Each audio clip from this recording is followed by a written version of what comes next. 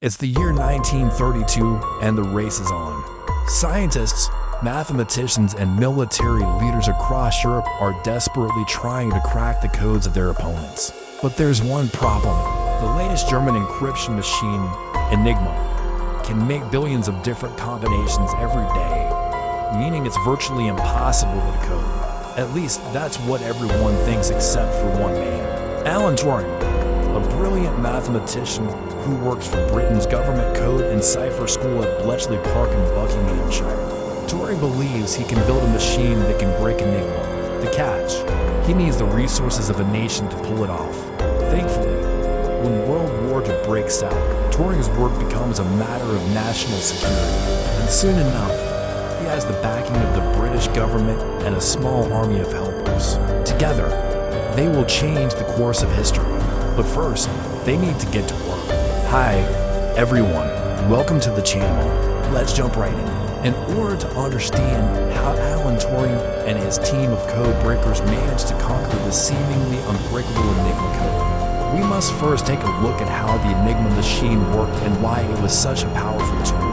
The Enigma machine was invented by German engineers in the late 1920s and was used for a variety of purposes, including military communications.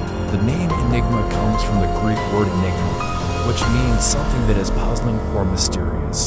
This is fitting because the machine was designed to be extremely difficult to decipher. It was widely believed that the Enigma machine was unbreakable, and this belief was only challenged after its use in World War II. In fact, the German High Command was so confident in the security of the Enigma code that they allowed Enigma machines to be shipped unencrypted. This turned out to be a fatal mistake. When World War II broke out, the British began capturing and analyzing German communications.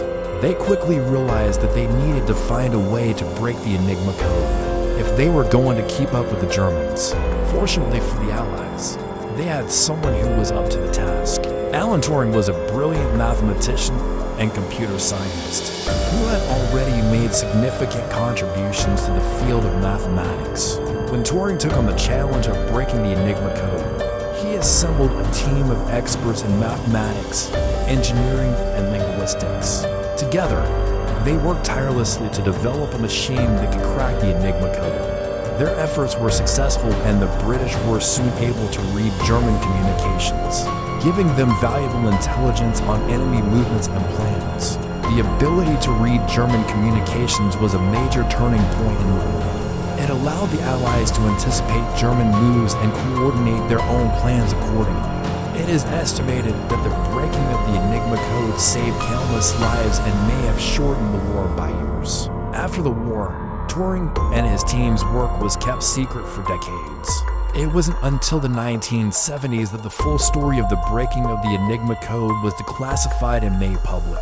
Today, Turing is remembered as a hero of World War II, and his contributions to the Allied victory are celebrated around the world. But before we dive into how Alan Turing and his team cracked the Enigma code, let's take a step back and look at the broader context of this technological feat. The development of Enigma was driven by the need for secure communications. In an increasingly interconnected world, in the early 20th century, the ability to communicate quickly and securely was becoming more important than ever. With the advent of radio and other technologies, it was easier than ever to intercept messages. As a result, there was a growing need for encryption methods that could keep sensitive information safe from prying eyes. The Enigma machine was the first commercially successful encryption device, and it quickly gained popularity among businesses, government agencies, and military organizations. The German military began using Enigma in the 1930s, and it was widely believed to be unbreakable. This belief was based on the complexity of the machine and the sheer number of possible encryption settings. The Enigma machine used a series of rotors to encrypt messages. These rotors were made up of a series of electrical contacts, and each rotor had a unique wiring pattern. The wiring pattern determined how the message would be encrypted. For example, if the letter A was pressed on the keyboard, a signal would be sent to the first rotor. The first rotor would then send a signal to the next rotor, and so on. By the time the signal reached the last rotor, the letter A would have been transformed into a completely different letter, such as Z. This process was repeated for every letter in the message, resulting in a fully encrypted text. The Enigma machine was incredibly complex, and it was virtually impossible for a human to decipher the encrypted messages. The number of possible encryption settings was staggering, and the encryption process was carried out at such a fast pace that any attempt to decipher the messages by brute force would have taken an eternity. Because of these factors, the Enigma machine was widely believed to be unbreakable. However, this belief was shattered during World War II when Alan Turing and his team at Bletchley Park managed to develop a machine that could decrypt Enigma messages. The ability to decrypt Enigma messages gave the Allies a major advantage in the war, and is believed to have shortened the conflict by several years. Alright, now that we know the stakes and why Enigma was such a game changer, let's go back to where our story left off. Alan Turing was a man on a mission. He was determined to build a machine that could break the Enigma code, and he had the support of the British government to do it. But he needed a team of experts to help him carry out his plan. Fortunately for Turing, he was able to assemble a group of brilliant minds who were up to the task. One of the key members of Turing's team was Gordon Welchman, a mathematician who had experience in cryptography. Welchman was instrumental in helping Turing design the bomb machine, which was the first electromechanical device capable of testing thousands of possible Enigma settings in minutes. Another important member of Turing's team was John Cairncross, a former diplomat who had a deep understanding of German language and culture.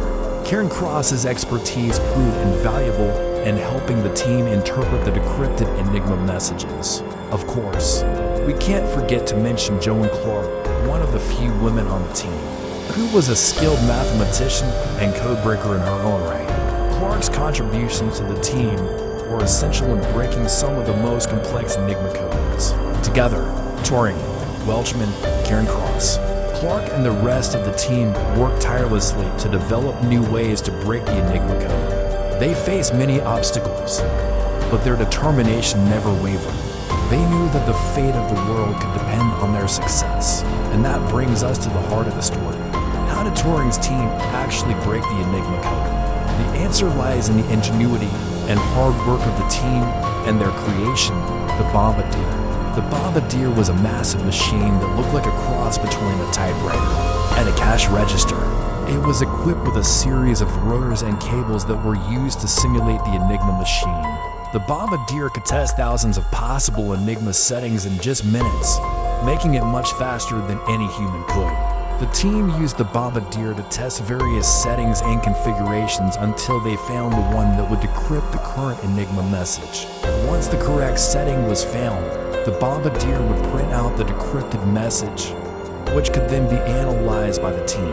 But the work didn't stop there. The team had to stay one step ahead of the Germans, who were constantly changing the Enigma code to prevent it from being broken. As the war progressed, the Germans became aware that their codes were being broken, and they began to change the Enigma settings more frequently. This made it harder for Turing's team to keep up, but they were able to adapt and develop new methods to break the revised codes. By the end of the war, Turing's team had developed several different methods for breaking the Enigma code, and they were able to read a vast amount of German communications, providing the Allies with a crucial advantage. After the war, Turing and his team's work was kept secret for decades. It wasn't until the 1970s that the full story of the breaking of the Enigma code was declassified and made public.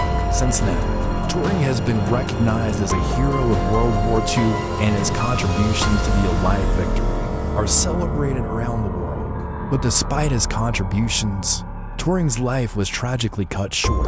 He died in 1954 at the age of 41 after being convicted for homosexual conduct, which was illegal at the time. Despite the tragedy of his death, Turing's legacy lives on. His work laid the foundation for the modern computer age, and his story continues to inspire people around the world. Now we have to ask ourselves the question from the heart. Can you imagine a world without computers or the internet? Without Turing, that might have been our reality. Thanks for joining us on this episode of Engineering the Future. If you enjoyed this glimpse into history's hidden heroes, hit subscribe for more untold stories that shaped our world.